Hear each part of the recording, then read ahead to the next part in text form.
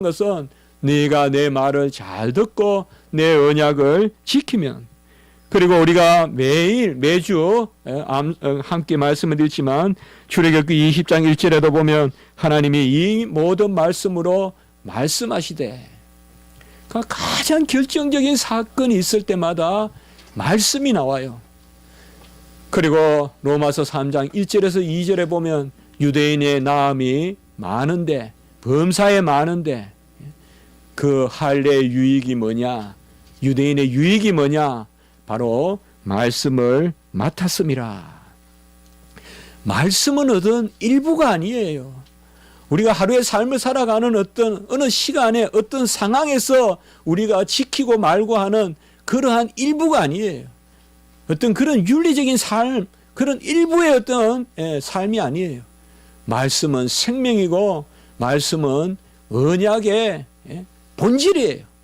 그래서 유대인의 뛰어남이 말씀을 맡았다라고 이렇게 말씀하고 계시는 것입니다. 우리가 이사야 40장도 보면 이렇게 그려보면 돼요. 이사야 39장까지는 우리가 구약에 해당하는 것이라고 보잖아요. 그리고 이사야 40장부터 66장까지는 신약에 해당하죠. 그래서 구약 39권이 이사야 39장까지, 신약 27권이 또 이사야 40장부터 66장까지. 그러나 이사야 40장 1절에 보면 뭐예요? 위로가 나오죠. 위로하라, 위로하라. 그래서 새 시대의 위로, 그 평강을 이야기하죠. 그러면 이러한 위로가 어떻게 주어집니까? 우리 이사야 40장은 이것을 우리가 잘 파악해 보면 참 재미있어요. 세 가지가 나와요. 말씀이 나오고, 목자가 나오고, 그리고 성령이 나와요. 새 시대의 위로는 어떻게 주어지느냐? 이사야 40장 5절에서 8절까지 보면 여호와의 입이 말씀하셨느니라 하고, 우리가 잘 아는 말씀이 나옵니다. 모든 육체는 풀이요 그의 모든 아름다움은 들의 꽃과 같으니 풀은 마르고 꽃은 시드나 우리 하나님의 말씀은 영원히 서리라. 이 말씀이 바로 40장에 나요. 위로가 뭐냐 이 말이에요. 바로 꽃은 시드고 풀은 마르나 말씀은 영원히 서리라. 근데 이 말씀이 어떻게 영원히 서냐 이 말이에요. 어떻게 보면 여기에서 그치면 우리는 윤리적 압박감을 받게 쉽죠. 말씀대로 살아야 하는갑다. 그러나 제가 항상 말씀을 드리죠. 하나님께서 우리에게 요구하실 때는 항상 은혜 가운데 요구하신다. 그것이 이사야 40장 11절에 보면 한 목자를 보내주실 것이라고 말씀하시고, 이 목자를 보내셔서 다 이루시고, 그리고 이사야 40장 13절에 보면 바로 여호와의 영이 우리에게 임하신다는 것을 말씀하여 줘요. 새로운 시대의 위로는 뭐냐? 말씀을 이루신 그리스도께서 영으로 우리 안에 들어오신다는 거예요. 이게 바로 이사야에서 말하는 신약시대인 거예요. 이게 예레미야에서는 말씀이 우리 심령 안에 새겨진다고 31장의 새 언약이라고 부른 것이고요. 이렇듯이 바로 위의 것은 말씀에 속한 것이에요. 하나님은 우리의 형상을 회복시키기를 원하여, 하나님의 형상은 우리의 생명입니다. 그 하나님의 형상의 회복은 다른 것이 아니라 말씀의 회복이에요. 말씀이 우리 안에서 역사하는 것, 그것이 생명이에요. 말씀이 떠나면 죽음이에요. 말씀이 떠나면 그것은 낭떠러지에 떨어진 거예요. 양이 제자리에 서 있지 못한 것이에요.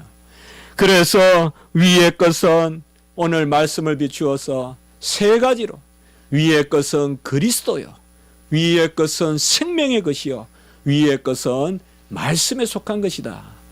이것을 찾으라라고 이렇게 말씀하고 있습니다. 저는 요사이 몇 번의 일을 겪으면서 마음속에 그것을 생각했어요. 제가 제 자신을 보면 1초 후에도 실족합니다. 1분이 아니라 10초, 1초 후에 실족해요. 제가 제 자신을 어떻게 믿습니까? 오늘 돌아갈 때 제 모습이 어떠할지, 교통법규를 지킬지 말지 저는 제 자신을 모릅니다. 돈이 떨어져 있을 때 주워서 주머니에 넣어 갈 건지 돌려줄 건지 저는 모릅니다. 아니라고 말하지만은, 아니라고 배우지만은 저는 제 자신을 모릅니다. 그러나 제가 제다운 것은 말씀이 떠나지 않는. 풀도 꽃도 시들고 마르나 모든 육체는 풀이요 그의 아름다움은 꽃과 같으나 내 육체는 풀이요 내가 가지고 있는 아름다움이 있다 해도 꽃과 같으나 그 풀도 꽃도 시들고 마르나 여호와의 말씀은 세세토록 영원하다 이 말이에요. 내가 영생의 존재인 것은 내 육체가 그러함으로 아니야.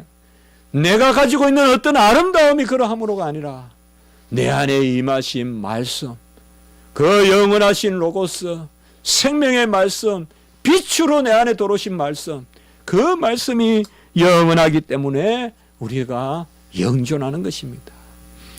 바로 골로새 오늘 말씀은 이것을 우리에게 전하여 주고 땅의 것은 버리라 라고 이렇게 말합니다. 땅의 것은 우리가 다 압니다. 오늘 8절에 보면 오늘 땅의 것이 5절에 보면 뭐야? 땅에 있는 지체를 죽이라. 음란과 부정과 사욕과 악한 정욕과 탐심이니 탐심은 우상숭배니라. 음란한 거 버리세요. 음란한 거 찢으시고 부수시고 버리세요. 팔이나 다리도 눈도 빼고 자르라고 했어요. 천국 가려면. 음란한 게 100만 원짜리라도 깨 부수세요. 다 음란한 거, 음란을 조장하는 건 다 버리세요. 깨끗해야 돼요. 그래야 하나님이 역사해요. 뭐 특별한 거 안 해도 돼요. 깨끗해야 돼요. 땅에 있는 지체를 죽이라. 음란과 부정과 사욕과 악한 정욕과 탐심이니 너무 세상 명예 쫓는 거, 너무 육체 쫓는 거, 너무 스테이터스 지 쫓는 거, 이런 거 다 버리라 이 말이에요. 그것은 땅에 속한 것이다. 그리고 8절에도 보면 또 버릴 것이 뭐냐? 분함과 노여움과 악의와 비방과 입에 부끄러운 말도 버리라고 했어요.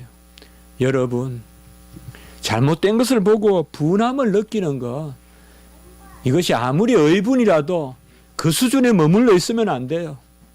이것도 버려야 돼요. 이것도 땅의 것이에요. 저 사람은 왜 저래 나쁠까? 왜 저 일은 저럴까? 그것도 넘어서야 돼요. 출렁이는 바다와 같이 되면 안 돼요. 바람이 불면 출렁이죠. 악이 역사하면 내 마음도 분노가 생기죠. 그러나 출렁이는 바다가 되면 안 돼요. 잔잔해져야 돼요. 그것도 땅의 것이에요, 여러분들. 선의의 분노는 좋다고 여길지 몰라도 그것도 잠재울 수 있어야 돼요. 그 너머로 가야 돼요.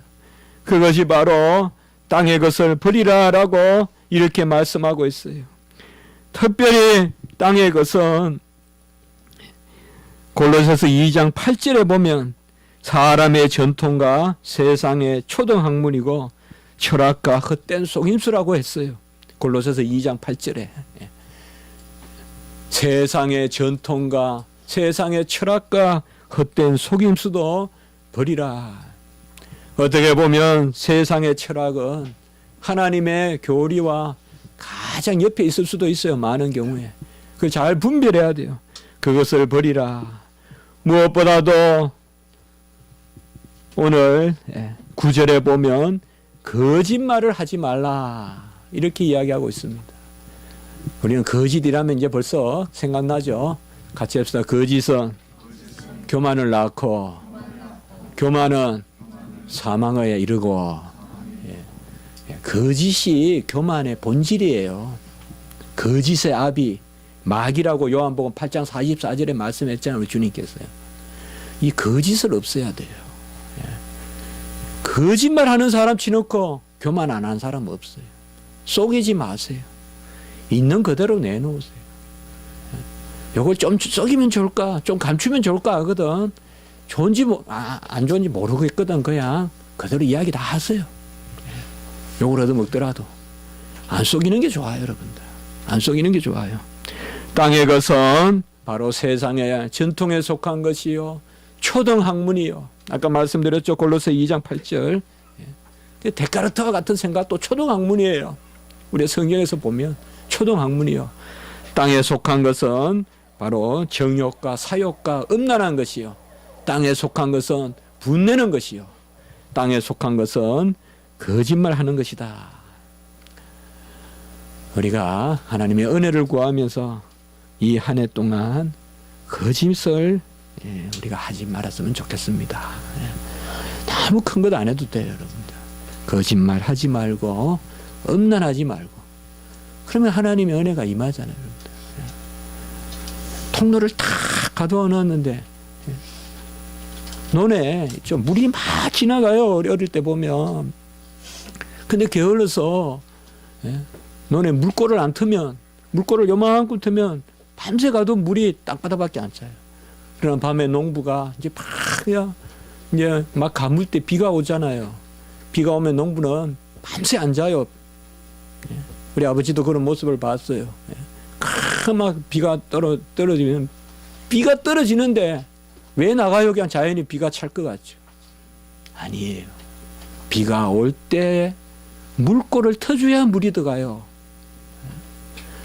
아무리 은혜가 넘쳐도 내가 물꼬를 안 트는데 무슨 은혜가 내 안에 역사하겠어요? 아무리 우리 십자가지기 교회 말씀이 넘쳐도 내가 물꼬를 안 트는데 어떻게 그 말씀이 들어가겠어요? 내가 깨끗하게 해야 돼요. 내가 거짓을 없애야 돼요. 장마철에도 물꼬를 터줘야 논에 물이 들어가듯이 은혜가 강수같이 흘러넘쳐도 내가 물꼬를 안 트면 내가 재중에 거하고 내가 좁아 터지고 내가 이성을 벗어나지 못하고 내가 세속 철학에 빠져 있고 헛된 속임수에 빠져 있고 골로새 2장 8절에 그러면 은혜가 어떻게 역사하겠어요? 달리 말하면 크게 어려운 게 아니잖아요. 하나님은 어려운 걸 요구하지 않잖아요. 그저 물꼬를 트거라 네가 물을 만들어라 아니요. 네가 비를 내리거라 하지 않잖아요. 하나님은 장대 비를 내려주시는데 그거 아셔야 돼요, 여러분들. 가셔서 물꼬를 내지 않으면 둑이 터진다. 둑이 터져요, 여러분들. 내가 파멸해버려요. 장마철에 물꼬를 먼저 내야 물도 들어오고 둑도 안 터져요. 장마철이니까 가만히 놔둬도 집에 물이 들어오겠지라고 물꼬를 안 터주면 물이 담을 타넘고 들어와서 벼를 싹 휩쓸어 버려요. 그래서 물꼬를 터줘야 되는 거예요. 우리 영적인 것도 마찬가지예요, 여러분들. 은혜가 있다 없다라고 말하기 전에 내 물꼬를 트세요. 저도 많은 설교를 들어봤지만 우리 신학교도 보면 매주 설교를 4번씩 그것도 설교자가 바뀌잖아요.